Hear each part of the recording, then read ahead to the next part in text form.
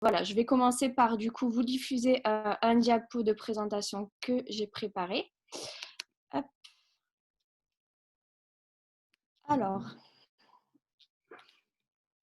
Alors, du coup, on va commencer dans un premier temps par l'Assemblée générale des copropriétaires et notamment donc, les nouvelles dispositions et surtout donc, les dispositions réglementaires issues du dernier décret en date du 2 juillet 2020, donc le 2 juillet dernier. Et voilà, et notamment tout ce qui est issu de la réforme de la loi Elan. Alors, pour commencer, on va parler de la convocation à l'Assemblée générale. Alors, il y a une petite précision issue de la réforme, donc, qui précise donc que l'Assemblée générale est convoquée par le syndic, sauf plusieurs cas particuliers prévus par la loi ou les dispositions réglementaires, et notamment pour les copropriétés à deux copropriétaires, l'empêchement ou la d'indice, etc. De plus, depuis le décret du 2 juillet 2020 qui est rentré en application le 4 juillet, les formalités pour demander, une assemblée générale au titre de questions uniquement relatives aux droits et obligations de certains copropriétaires a été prévu par ce décret. Donc, dans un premier temps, il convient de préciser donc que s'agissant des frais issus de cette assemblée générale, la répartition se fera donc à part égale entre les copropriétaires, sauf dans l'hypothèse où ces derniers, par exemple, auraient indiqué au syndic une autre répartition. Suivant la demande faite au syndic, ce dernier a donc dispose de 15 jours pour informer les copropriétaires concernés s'agissant des frais prévisionnels et des honoraires. Enfin, une fois le règlement effectué par les copropriétaires, le syndic doit convoquer l'assemblée générale dans un délai de 45 jours. Je passe maintenant au mode de participation hors présentiel. Alors effectivement, en fait, le législateur a souhaité moderniser les modes, mais surtout élargir les modes de participation aux assemblées générales, afin notamment de pallier à l'absentéisme récurrent de certains copropriétaires, ainsi qu'au blocage de certaines décisions, dont notamment celles qui sont importantes, mais qui faute de majorité, ne sont pas adoptées. Donc, dans un premier temps, le vote par correspondance, donc, qui est vraiment très récent, puisque les modalités d'application ainsi que le formulaire type ont été fixés dernièrement, le 2 juillet, par un décret et un arrêté. Alors, dans ce cadre-là, le formulaire, désormais, fait partie des pièces, le formulaire type, fait partie des pièces que le syndic doit joindre à la convocation. Le copropriétaire qui souhaite voter par ce biais-là va devoir envoyer au syndic le formulaire rempli au moins 3 jours, donc 3 jours francs, avant la date d'assemblée générale. Tout en sachant que si jamais cette notification est faite à l'adresse mail du syndic qu'il a indiqué dans le formulaire, dans ce cas-là, ce délai de 3 jours ne va pas commencer à compter de la date de réception par le syndic, mais à compter de la date d'envoi. S'agissant donc de la feuille de présence, donc bien sûr, comme pour n'importe quel autre copropriétaire, les copropriétaires votant à distance sont mentionnés, c'est-à-dire leur nom et leur domicile, mais également la date de réception du formulaire par le syndic et le cas échéant, s'il en existe, les éventuels copropriétaires dont le vote aurait été écarté du fait d'une remise tardive. Si jamais, dans l'hypothèse où un copropriétaire ayant donné son vote par correspondance se présente finalement à l'Assemblée générale ou à tout le moins est représenté, même ne serait-ce que par un mandat sans délégation, sans vote, sans nom, autant pour moi. Dans ce cas-là, sans vote par correspondance, le syndic n'en tiendra pas compte. Enfin, si une résolution devait être amendée, donc amendée, c'est-à-dire par une modification substantielle, de cette résolution. Dans ce cas-là, le votant par correspondance qui a voté favorablement à cette résolution, pour autant, sera assimilé à un copropriétaire défaillant. Je vais passer maintenant donc, à la participation électronique, donc c'est-à-dire la participation en visioconférence, audioconférence ou tout autre moyen de communication électronique permettant l'identification du copropriétaire.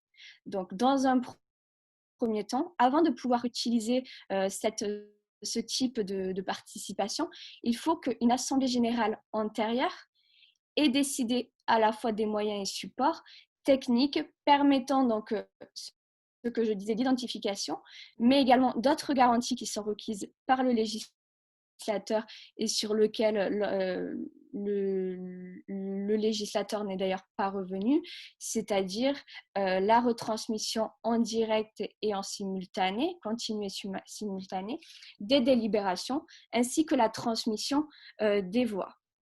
Bon, d'ailleurs, dans cette hypothèse-là, c'est vrai que les outils actuels ne présentent peut-être pas encore suffisamment les garanties requises. Pour autant, on voit de plus en plus se développer des logiciels par des sociétés qui, justement, du coup, travaillent là-dessus pour répondre à la demande qui va être de plus en plus prépondérante à ce sujet, quoi. Alors, s'agissant de la mise en œuvre de cette participation électronique, le copropriétaire doit en notifier le syndic au moins 3 jours avant la date de tenue de l'Assemblée générale.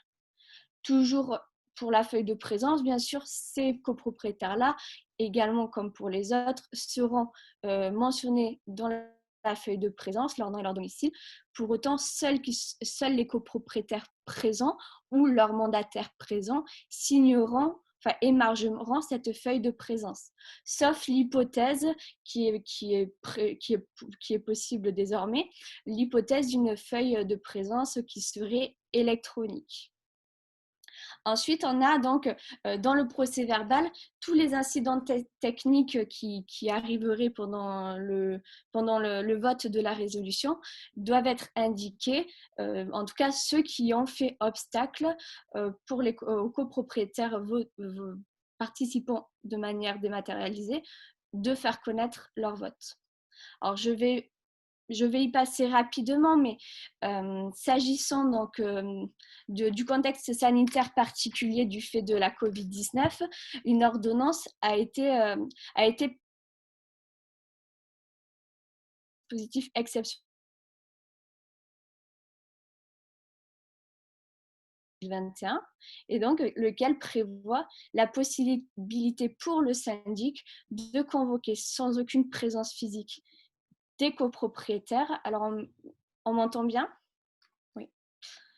Alors voilà, sans la présence physique des copropriétaires, quand bien même une assemblée générale ne serait pas intervenue à ce sujet pour voter les moyens et supports techniques, ainsi que le rehaussement du seuil des délégations de vote dans le cas où un copropriétaire en aurait reçu plus de 3, c'est-à-dire que dès lors que l'ensemble des voix dont il dispose ne dépasse pas non pas 10% des voix du syndicat d'ordinaire, mais 15%, cela est valable. Donc le seuil a été rehaussé à 15% au lieu de 10%. Je vais maintenant passer donc, justement donc, au mandat de vote sans indication de nom. C'est juste une petite nouveauté, bon, rien de très particulier, mais voilà, la distribution de vote est bien sûr effectuée en début de séance, donc toujours soit par le président du conseil syndical, à défaut, un membre du conseil syndical. Donc, c'est là la nouveauté. Ce n'était pas prévu avant. On disait juste que c'était distribué par le président du conseil syndical et, à défaut de conseil syndical, au président de séance. Donc, on a inclus le membre du conseil syndical à défaut de présence ou de président du conseil syndical tout court. Voilà. Du coup, il faudra mentionner ensuite dans le procès-verbal quelle est la personne qui a distribué donc, ces mandats de vote sans indication de nom. Je vais en venir rapidement aussi au procès verbal et aux feuilles de présence. Donc déjà, dans un premier temps, il faut savoir donc, que le président de séance va certifier exact la feuille de présence. Et ensuite, la signature du procès verbal va être effectuée donc, comme jusqu'à maintenant par le président de séance, les scrutateurs et le secrétaire de séance, soit à la fin de la séance, ou il y a la possibilité maintenant que cette signature soit différée. C'était déjà prévu par l'ordonnance exceptionnelle du 25 mars 2020 qui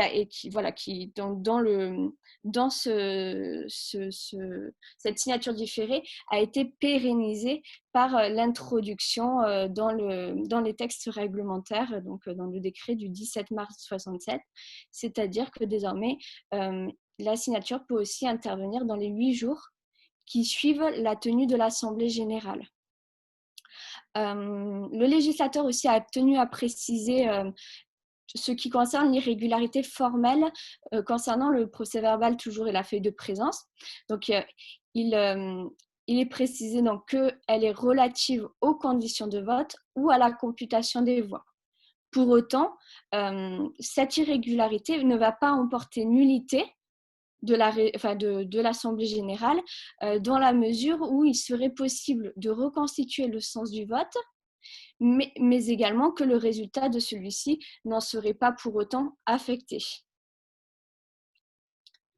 Alors maintenant, je vais faire une petite piqûre de rappel avec les différentes majorités de vote au sein de l'Assemblée générale, en pointant surtout du doigt des nouvelles introductions ou des modifications qui sont intervenues à la suite de la réforme.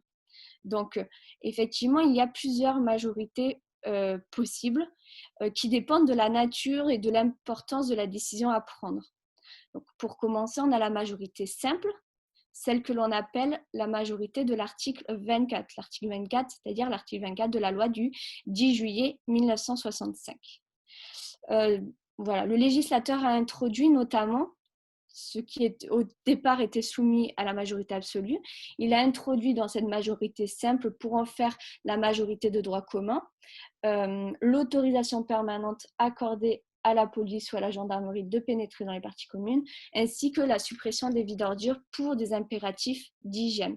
Donc cette majorité simple, je ne l'ai pas précisé, il s'agit en réalité de la majorité des seuls copropriétaires ayant voté. C'est-à-dire qu'on ne tient pas compte des copropriétaires absents, non représentants ou qui se seraient abstenus de voter.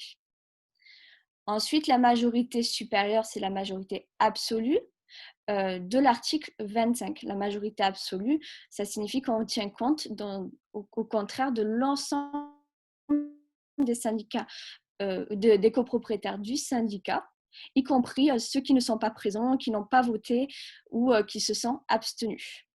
Donc là encore, il y a eu des modifications par rapport aux décisions qui relèvent de cette majorité absolue et ils sont notamment inclus les modalités d'ouverture des portes d'accès aux immeubles, la délégation de pouvoir au président du conseil syndical d'introduire une action judiciaire contre le syndic en réparation du préjudice subi par le syndicat, sur lequel on va revenir rapidement tout à l'heure, ainsi que l'opposition à réaliser des travaux d'accessibilité par un copropriétaire sous condition. C'est-à-dire qu'effectivement, je ne vais pas en parler aujourd'hui, mais le législateur a facilité la possibilité pour certains copropriétaires d'effectuer à leurs frais les travaux d'accessibilité touchant donc aux parties communes.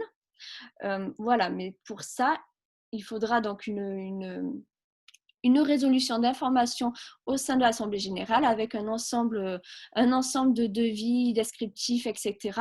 Et les copropriétaires ne pourront s'y opposer que sous conditions, et notamment donc atteinte à la structure de l'immeuble ou à ses éléments d'équipement essentiels, ou encore si ils ne sont pas conformes à la destination de l'immeuble. Ensuite, on va passer donc à la majorité de l'article 26, autant pour moi. Donc, c'est la double majorité ou la majorité renforcée selon le nom qu'on lui donne. Donc, ça signifie en fait que ça va être la majorité de l'ensemble des copropriétaires, majorité en nombre de l'ensemble des copropriétaires, représentant au moins 2/3 des voix du syndicat. Donc là, bon, j'ai précisé quelles étaient les décisions qui étaient soumises à cette majorité, mais il n'y a pas eu de modification de toute façon par rapport à ça. Ensuite, on a l'unanimité. C'est toujours l'article 26, mais là, ça va être le dernier alinéa. Et donc, ont notamment été inclus, ces deux décisions ont été incluses dans l'unanimité des copropriétaires. C'est notamment donc, la modification des stipulations du règlement de copropriétaire dès lors qu'elles sont relatives à la destination de l'immeuble, ainsi que la souscription d'un emprunt au nom du syndicat des copropriétaires dans certaines hypothèses, quoi. Je vais faire du coup un petit focus sur les passerelles existantes. Désormais, donc, on a toujours la passerelle prévue à l'article 25-1 qui a été légèrement modifiée, mais on a également une nouvelle passerelle, celle de l'article 26-1. Donc, pour commencer, effectivement, les décisions qui relèvent de l'article 25 peuvent désormais, si jamais elles n'ont pas obtenu cette majorité, être, mais dans le cas où toutefois un tiers des voix de tous les copropriétaires aurait été, elle aurait obtenu au moins un tiers des voix de tous les copropriétaires, dans ce cas-là, on peut passer à un nouveau vote à la majorité inférieure, c'est-à-dire la majorité simple de l'article 24, et cela au cours de la même assemblée générale. Effectivement, le législateur a supprimé la possibilité en fait de convoquer une nouvelle assemblée générale dans cette hypothèse. Donc désormais, la seule possibilité, c'est de voter au cours de la même assemblée générale. Et également, le législateur généralisé à toute décision relevant de l'article 25 en vertu d'un texte ou de ce texte ou d'une autre disposition, la possibilité de recourir le cas échéant à cette passerelle. Une précision également importante qui découle du décret. Si jamais l'Assemblée générale est amenée à approuver donc, des contrats, marchés, etc. dans le cadre d'une concurrence, elle ne peut procéder au second vote qu'après avoir voté sur chacune des candidatures à la majorité applicable au premier vote. Maintenant, s'agissant de la passerelle de l'article 26, donc du coup, forcément, ça va être les décisions soumises à l'article 26, c'est-à-dire, donc j'y reviens, la majorité en nombre de tous les copropriétaires représentant au moins les 2/3 des voix du syndicat. Donc, dans le cas où le projet aurait obtenu l'approbation, non pas de l'article 26, mais au moins de la majorité en nombre des seuls copropriétaires présents, représentés ou votant par correspondance, mais représentant au moins un tiers des voix de tous les copropriétaires. Dans ce cas-là, on peut procéder au cours de la même assemblée générale à un second vote qui sera cette fois-ci soumis à la majorité inférieure, c'est-à-dire la majorité absolue de l'article 25. Une précision importante, toutefois, comme certains ont pu le dire, passerelle sur passerelle ne vaut, ce qui signifie en réalité que le décret prévoit expressément, enfin exclut précisément la possibilité de cumuler les deux passerelles. Ensuite, on va passer donc aux nouvelles dispositions concernant le conseil syndical. Alors, je fais un petit rappel qui découle donc de l'article 21 de la loi du 10 juillet 65, qui a prévu donc une extension des personnes éligibles ou non. C'est-à-dire que donc, les personnes qui peuvent être membres du conseil syndical sont bien sûr les copropriétaires, mais également désormais leurs ascendants et descendants, qui est la nouveauté, certains associés d'une société propriétaire de plusieurs lots, les accédants ou acquéreurs à terme, leurs conjoints ou partenaires liés par un pacte, ainsi que leurs représentants légaux ou usufruitiers. S'agissant de ceux, au contraire, qui ne peuvent pas être membres du conseil syndical, ils se rattachent ils se rattachent en réalité donc au syndic professionnel, mais aussi à ses préposés.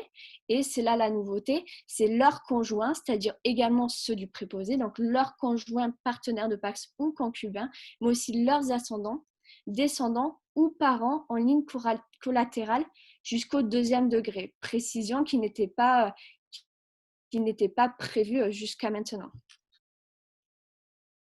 Alors, maintenant, désormais, le conseil syndical a une obligation d'effectuer une mise en concurrence du syndic professionnel dès lors qu'il est amené à se prononcer justement sur la désignation d'un tel syndic.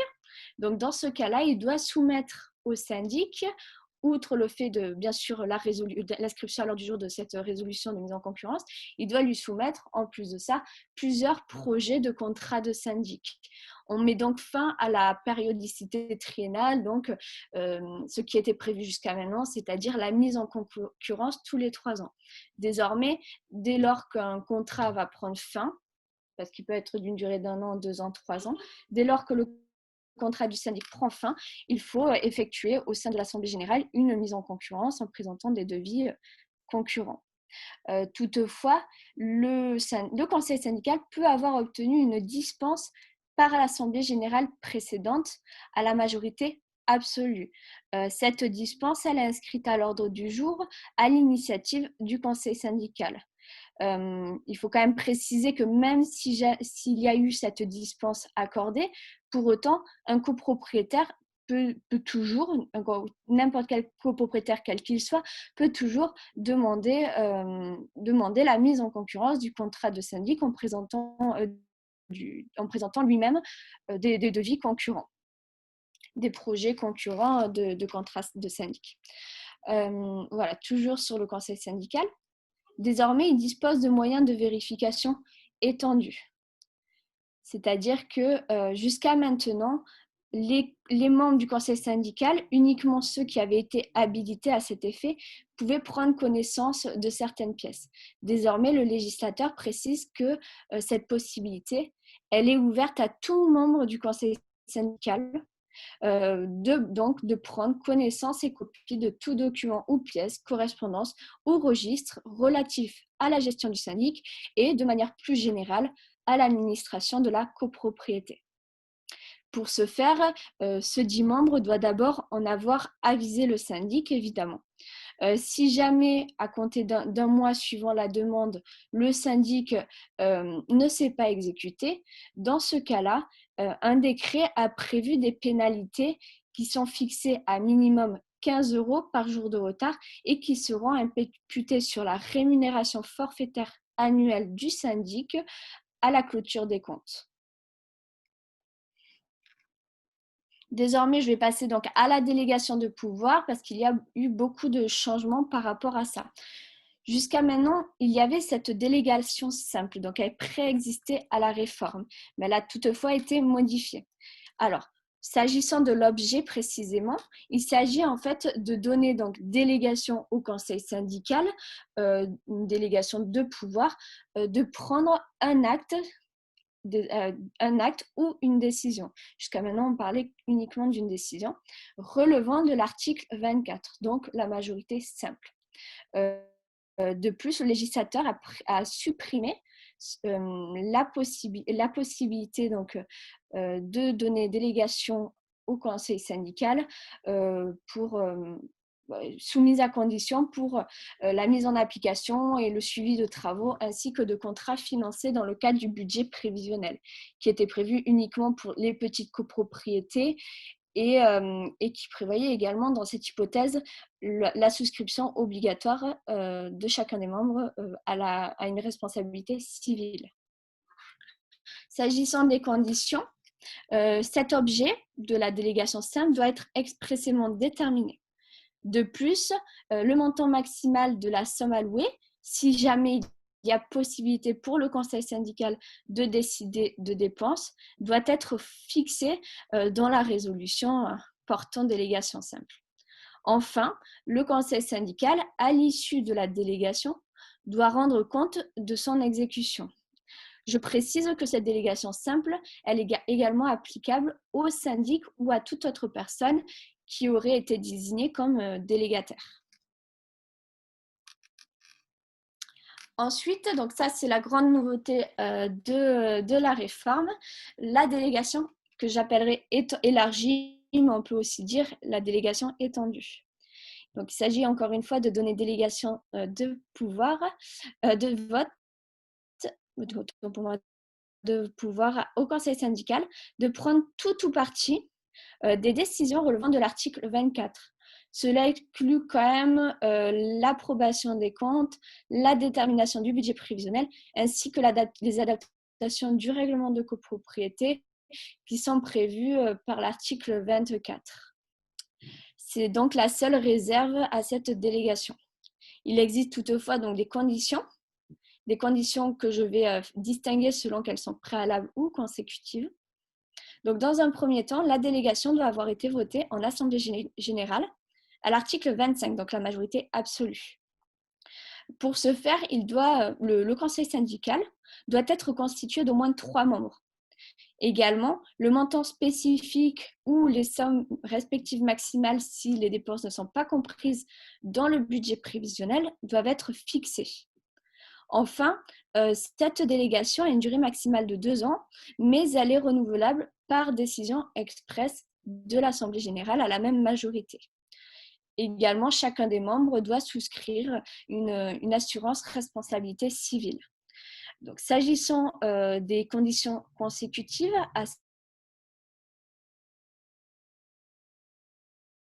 il faut savoir que les décisions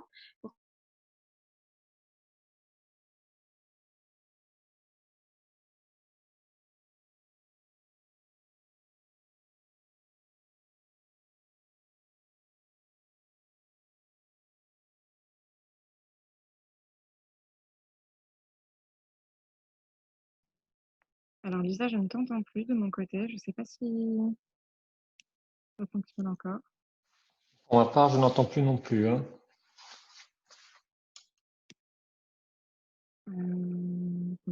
Désolée pour ce problème technique. Lisa, tu m'entends? Pour ma part, j'entends pas non plus. Ok. Lisa, on t'a perdu là, ça va, on t'a en vidéo. Est-ce que... Le micro, voilà. Voilà. Tu nous entends, Lisa? Oui, je vous entends, oui. Est-ce que tu peux reprendre un tout petit peu en amont? Parce que là, on t'a perdu quelques... Vous m'avez perdu à quel endroit?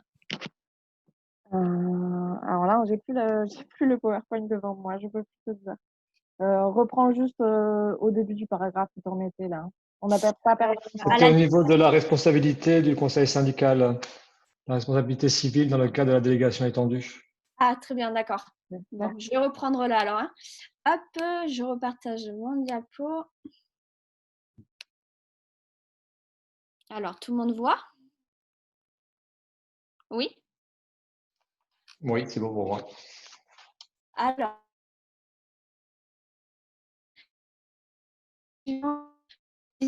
chacun des membres doit souscrire une responsabilité civile. S'agissant des conditions consécutives, les décisions relevant donc de cette délégation élargie doivent être prises à la majorité des membres du conseil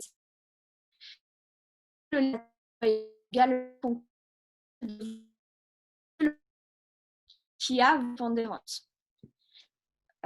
J'espère que vous m'entendez toujours, la connexion est instable. Ouais, on ne voit plus ta caméra. Oui, c'est normal. Okay. Bon, très bien. Alors,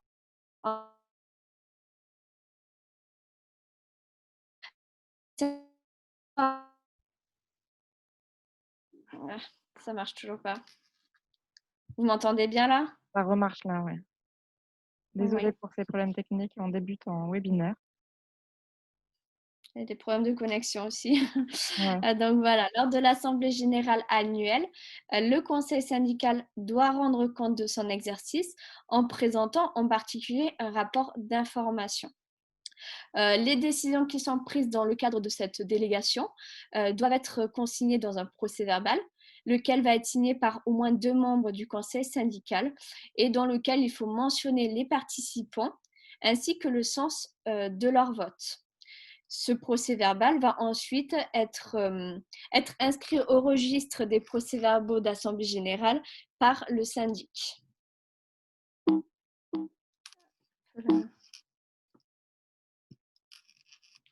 Alors, je vais passer maintenant au pouvoir du président du conseil syndical qui ont été étendus en matière de procédure judiciaire. Désormais, donc, il a la possibilité, bon, c'était déjà le cas, de saisir le juge des référés pour la transmission des dossiers du syndicat sur lequel on va revenir tout à l'heure, qui seraient retenus par l'ancien syndic. Une précision importante par le décret, c'est que les frais vont être avancés par le syndicat dans le cadre de cette procédure. Il a également la possibilité de saisir le président du tribunal judiciaire pour faire condamner le syndic aux pénalités en cas de non-transmission des pièces au conseil syndical. Ce que l'on a vu tout à l'heure, et encore une fois, les frais seront avancés par le syndicat. S'agissant des copropriétés qui seraient en difficulté, donc on parle de copropriétés en difficulté en matière d'impayés, c'est-à-dire que pour une copropriété de moins de 200 lots, lorsque les impayés atteignent plus de 25%, on parle donc de copropriété en difficulté. S'agissant d'une copropriété de plus de 200 lots, le seuil est abaissé à 15%. Donc, dans ce cadre-là, à défaut d'action du syndic dans un mois à compter de la clôture des comptes, le président du conseil syndical peut saisir le juge pour faire désigner un mandataire ad hoc. Encore une fois, les frais seront avancés par le syndicat. Pour finir, on a l'assignation du syndic sur délégation express de l'Assemblée générale en cas de carence ou d'inaction du conseil syndical. Alors là, au contraire des 3 autres procédures que l'on vient de voir, et étonnamment d'ailleurs, il n'est pas prévu que les frais soient avancés par le syndicat. Donc, je ne sais pas si c'est un oubli ou autre, mais en tout cas, ce n'est pas prévu par le décret. Maintenant, donc, le syndic avec les nouvelles dispositions. Donc, le syndic professionnel doit mettre à disposition des copropriétaires dans leur espace en ligne sécurisé des documents qui seront relatifs à la fois à la gestion de l'immeuble, mais également aux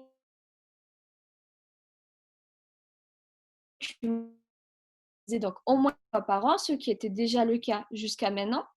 Mais ça va être dans les 3 mois suivant la dernière assemblée générale annuelle ayant approuvé les comptes. J'insiste sur le suivant parce que avant cette réforme, il était prévu que cette mise à jour était effectuée au moins 3 jours avant la dernière AG, l'AG amenée à appeler les comptes, approuver les comptes.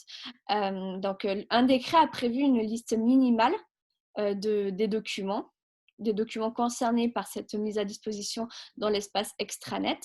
Donc, ça va être des documents relatifs à la gestion de la copropriété ainsi qu'au lot de chacun des copropriétaires. Effectivement, les documents sont distincts selon la qualité du copropriétaire. C'est-à-dire qu'un ensemble de documents va être mis à disposition de tous les copropriétaires. Certains documents supplémentaires vont être mis à la disposition des seuls membres du conseil syndical. Et s'agissant de chacun des membres, il aura également les informations relatives à son seul lot. S'agissant de la transmission donc de la fiche synthétique, qui est relative aux données financières et techniques de la copropriété, elle doit être transmise dans un délai de 1 mois. Alors, juste avant la réforme, c'était un délai de 15 jours. Désormais, c'est un délai de 1 mois. Un décret à paraître va fixer la pénalité minimale financière qui sera imputée par jour de retard sur la rémunération forfaitaire annuelle du syndic, encore une fois lors de l'assemblée générale, lors de l'arrêté des comptes, comme on l'a vu tout à l'heure pour le défaut de transmission des pièces aux membres du conseil syndical. Également, le législateur, par la même occasion, a supprimé le fait de révoquer le mandat du syndic en cas de défaut de réalisation de la fiche synthétique, parce que ça paraissait un peu assez sévère. Alors, le syndic a également des pouvoirs étendus désormais en matière de sommes exigibles. Donc, à côté des sommes qu'il était déjà jusqu'à maintenant, le décret du 2 juillet a introduit de nouvelles sommes. Il va s'agir de la cotisation aux fins de travaux, des provisions, comme on l'a vu, qui seraient allouées au conseil syndical au titre de dépenses non prévues dans le budget prévisionnel s'agissant de la délégation renforcée. Et enfin, les avances qui seraient décidées en assemblée générale désormais et destinées à pallier un manque temporaire de trésorerie du syndicat des copropriétaires.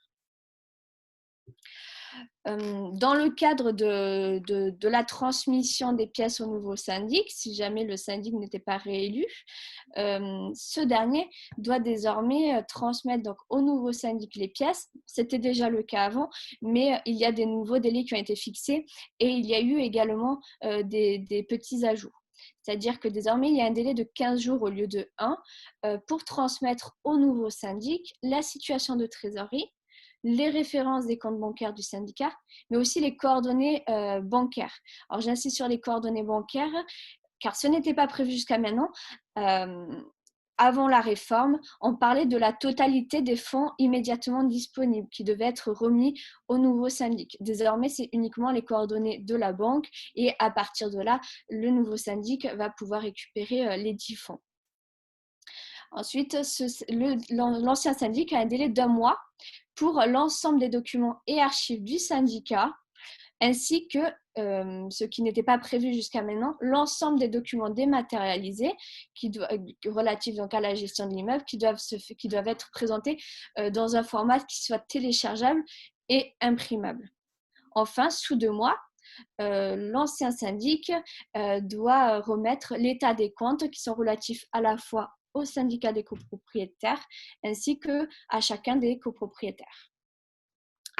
À côté de la transmission de ces pièces, il faut que soit joint un bordereau récapitulatif qui sera également notifié, enfin la copie sera transmise au conseil syndical.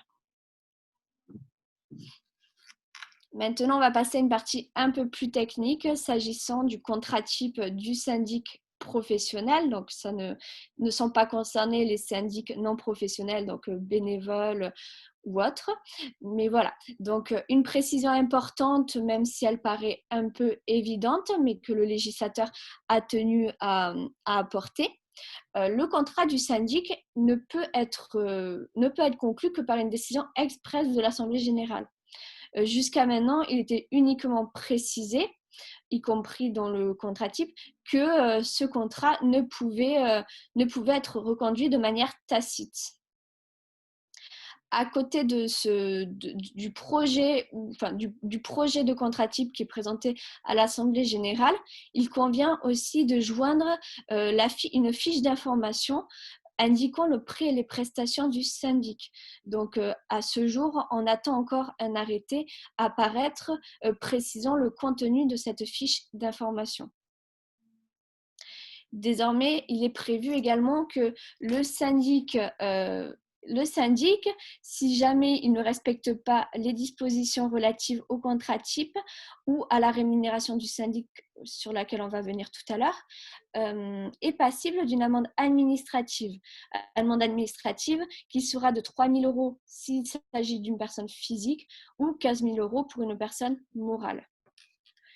Dernière précision également, le contrat type, donc j'ai dit qu'il s'appliquait uniquement au syndic professionnel. Pour autant, un syndic bénévole peut très bien s'appuyer sur ce contrat. Alors, sur les principales modifications qui ont été apportées au contrat type du conseil syndical, elles incluent en réalité tout ce qui est relatif à la réforme, et donc notamment sur tout ce qui est résiliation du contrat de syndic et surtout rémunération. Donc, dans un premier temps, on a la résiliation par les membres du conseil syndical, donc ce que l'on pourrait appeler la révocation. qui est désormais non plus fondée sur un motif légitime, comme c'était le cas jusqu'à maintenant, mais sur une inexécution suffisamment grave par le syndic. Je ne peux pas préciser ce que l'on entend par inexécution suffisamment grave, mais le juge devrait, dans le cadre d'un contentieux, apporter des précisions et surtout pouvoir le définir. Sur la prise d'effet de cette résiliation, elle intervient à une date qui est déterminée par l'Assemblée générale, mais elle ne peut intervenir au plus tôt que le lendemain de l'Assemblée générale. Ensuite, l'hypothèse donc d'une résiliation du contrat à l'initiative du syndic, de manière parallèle à celle de la révocation par le conseil syndical, elle est fondée sur une inexécution suffisamment grave par le syndicat des copropriétaires cette fois-ci. Cette intention de résilier le contrat doit être notifiée au président du conseil syndical ou, à défaut, à chacun des copropriétaires. Une assemblée générale ne peut être convoquée à cet effet qu'à l'issue d'une période minimale de 2 mois. Antérieurement à la réforme, on parlait uniquement d'un délai de préavis de 3 mois, autant pour moi. Désormais, on dit simplement qu'une assemblée générale ne peut se tenir avant un délai de 2 mois. Donc. Enfin, comme on l'a vu tout à l'heure, la prise d'effet de cette résiliation, la résiliation sera effective qu'à compter d'un jour franc suivant la tenue de l'Assemblée générale portant à l'ordre du jour la désignation d'un nouveau syndic et donc la résiliation du syndic en cours. Enfin, il y a désormais aussi la possibilité de résilier le contrat du syndic de manière anticipée et ce sans indemnité. Donc pour cela, il faut inscrire à l'ordre du jour de l'Assemblée générale la désignation d'un nouveau syndic ainsi que la date de fin du contrat en cours. L'Assemblée générale concernée doit être convoquée dans les 3 mois qui précèdent la fin du contrat en cours. Également, si jamais le syndic ne souhaitait pas de lui-même être désigné à nouveau, il devra en informer le président du conseil syndical au moins 3 mois avant la tenue de cette assemblée générale. Alors, j'ai un petit problème technique. Alors, voilà. Ensuite, je passe pour finir à syndic.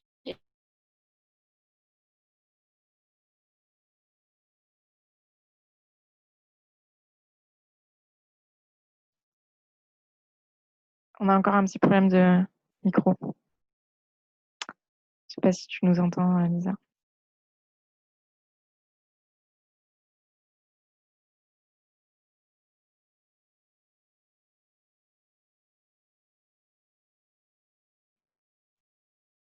On t'a perdu, Lisa. Tu m'entends?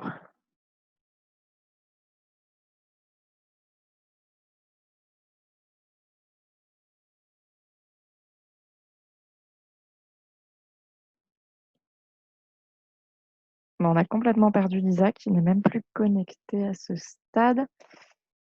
Donc, de toute façon, je crois qu'elle avait fini sa présentation. Est-ce qu'elle est de retour? Oui, elle est de retour. Hop, attends, je te remets ton micro. Tu nous entends? Tu m'entends, Lisa, ou pas? Oh, non. C'est bon, là, tu as ton micro. On a perdu, enfin moi en tout cas, j'ai perdu depuis le début de la dernière slide sur l'encadrement de la rémunération des syndics. Oui, c'est ça. C'est là où j'en étais juste avant qu'il Ouais. y ait le technique. Merci. Donc, j'en reviens donc à la liste limitative, donc des prestations particulières qui sont prévues par l'annexe 2 du décret du 17 mars 1967, qui ne sont donc pas inclus dans la gestion courante par le syndic et qui peuvent donner lieu au versement d'une rémunération spécifique complémentaire. Désormais, donc déjà, il y a la possibilité d'intégrer au contrat un barème indicatif, donc uniquement indicatif. Ça veut dire que ces honoraires spécifiques, donc je ne l'ai pas précisé, spécifiques à la réalisation de travaux. Ces honoraires-là, pour autant, elles sont indiquées, mais bien sûr, elles feront l'objet d'un vote en assemblée générale. Donc, elles sont vraiment purement indicatives. Alors, il y a également une nouvelle prestation qui découle de ce que l'on a vu au tout début du webinaire, qui est consacrée à la préparation, la convocation et la tenue d'une assemblée générale sur demande d'un ou plusieurs copropriétaires sur des questions relatives à leurs droits et obligations, mais qui sera applicable d'ailleurs au contrat de syndic conclu qu'à compter du 31 décembre 2020.